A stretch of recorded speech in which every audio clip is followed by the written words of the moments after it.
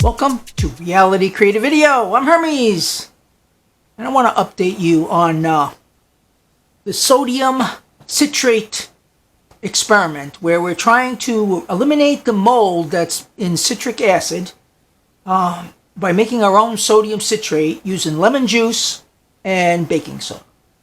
And I've hit complications. I did another show on the update on some of the complications with it and what I was working on next, which was the actual application of putting it into cooking basically colloidal gold and colloidal copper, because these are the two things that mainly use sodium citrate for and are important in order to get the right molecule that we want. The nice ruby red here and the nice cyan color greenish thing with copper. And the sodium citrate plays a really important part in what you're going to get with these things. I mean, you can get purple if it's not right. This is a whole half gallon of purple that I cooked up trying to get the formula right. So, this is a really light version of it. This one too, another light version of it.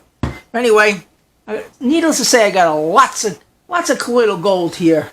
The colloidal copper, I didn't have enough containers to put it in. I tossed all the stuff out that really wasn't any good. Anyway, so it left me with these two.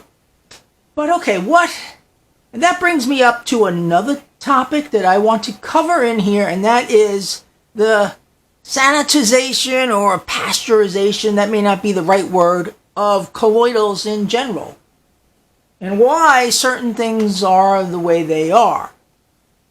Now, one of the things that I have to deal with the new sodium citrate. Now, I'm not ready to disclose the formula on the sodium citrate yet. It requires some changes. Where is it? This is it over here. This yellow stuff is the new sodium citrate replacement for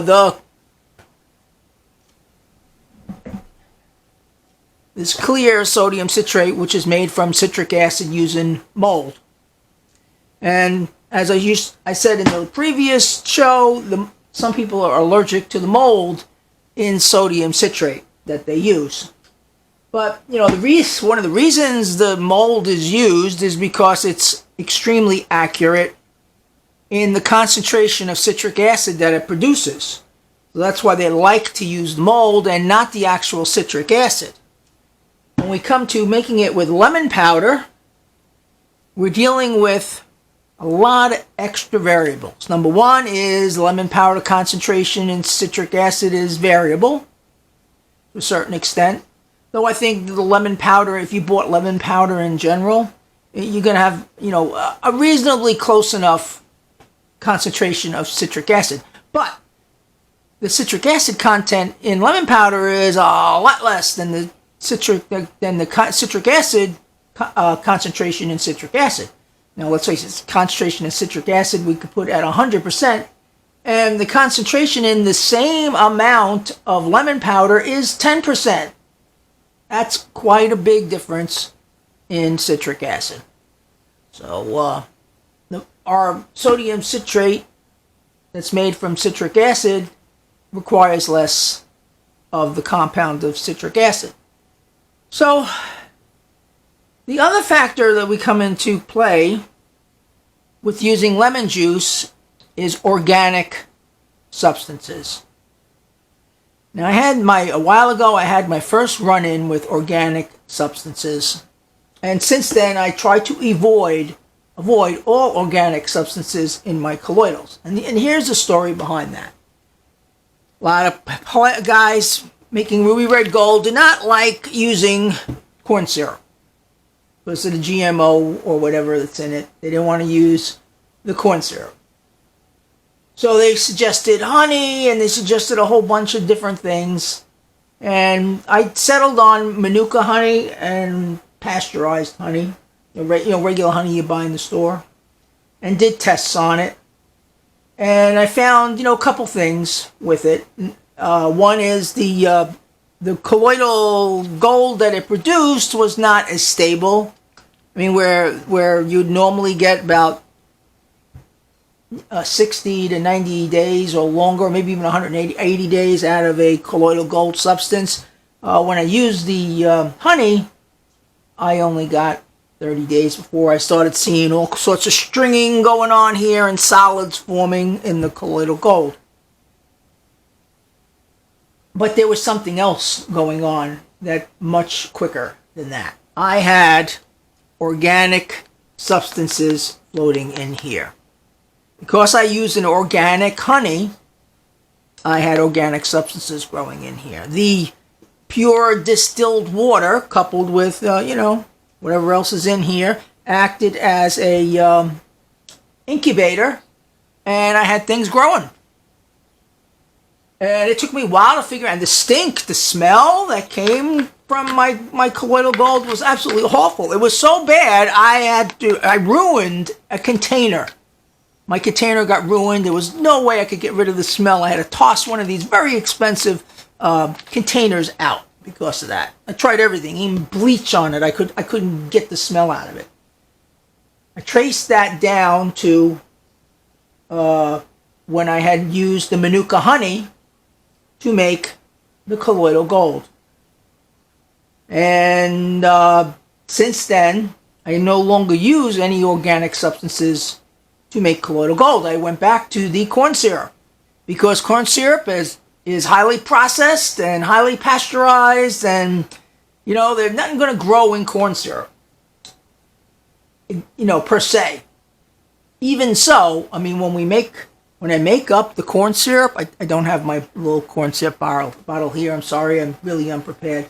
When I make up my corn syrup now, I put the corn syrup in the refrigerator, because after you leave the corn syrup out that you make up, that you put your 8 drops in here, it will start to grow things as well.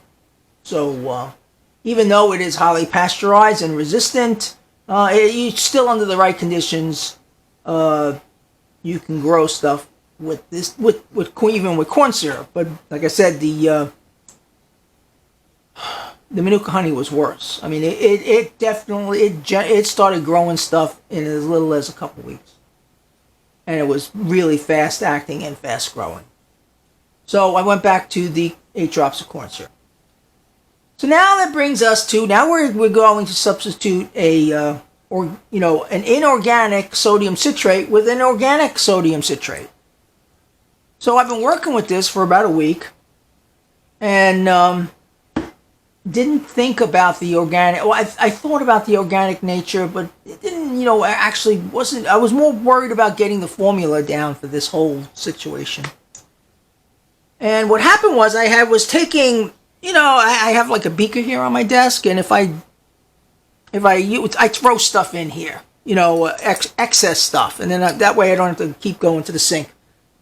Well, one of the things I threw in here was some excess sodium citrate, about 2 milliliters of it that I put in a graduated cylinder. It went up a little bit too high, so I siphoned some off, put it in here, which mostly only has distilled water in here. I've never had any problem. We just put this stuff in here. Anyway, this stuff stayed here for several days, and then I wake up in the morning, I got stuff growing in here.